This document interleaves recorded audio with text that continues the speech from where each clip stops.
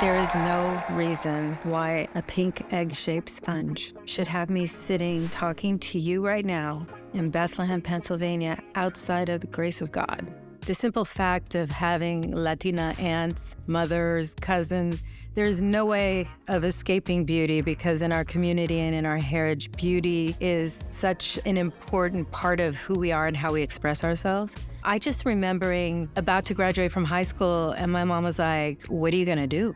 And I was like, and she said, "Well, I found this school in downtown LA. You love fashion." Of course I love fashion because she implanted it in my brain. She throws me into this apartment in downtown LA and says, "You gotta get a job." She said, "Let's go down to the department store," because she actually had worked at department stores. I started making a couple friends at the, cosmetic counters and kind of seeing what they were doing. And I thought I could do that. One of the girls that I met was a makeup artist and did some part-time production work, which introduced me to a whole other aspect of makeup artistry and a way for you to make money. We're talking about the MTV generation. I would subsequently get all the jobs with people of color, rappers, R&B, Black actors, Black actresses. When I created Beautyblender, I had just come off of working on a show called Moesha with Brandy Norwood, the singer. I was hired to come in because the show Girlfriends was going to be the first show being shot and broadcast in high def.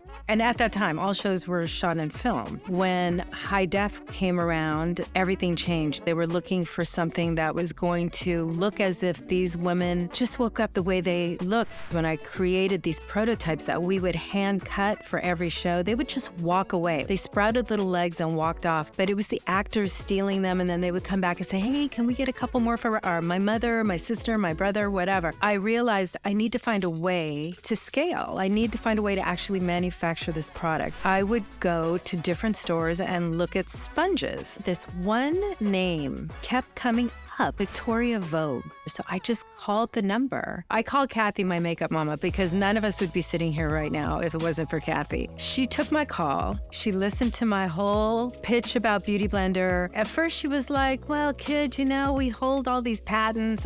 I'm sure we have you covered." And I said, "Great. Then you have nothing to lose." I sent my prototypes to her. I get this call from her and she's like, "Well, kid, I gotta tell you, it was like the palm slap to my forehead. Why didn't we think of this?" And I said, "'Cause you're not a makeup artist." And so she was like, "So here's the deal. I want to help you. My company is advising me against it, but they've also charged me with innovation. And this is the most innovative thing that I've seen come across my desk since forever. I totally get it." And that was the beginning. She stuck with me through the process of finding a manufacturer and getting it made.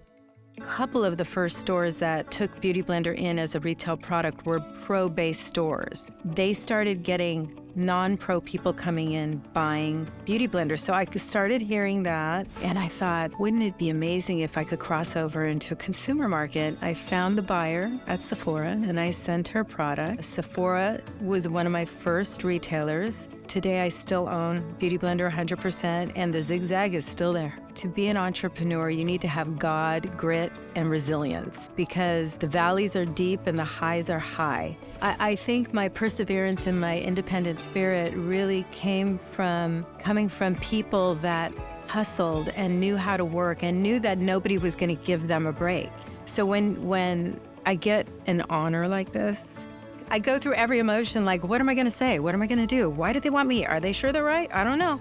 It was like when the Smithsonian came to me and said, "Hey, we want to talk to you because we recognize that, the product you invented changed an industry." And it was like, "Are you sure you're talking to the right person?" You go through these moments of, it's just me. They're big wow moments. They're like, get a little misty right now. I mean, it just makes the whole zigzag worth it.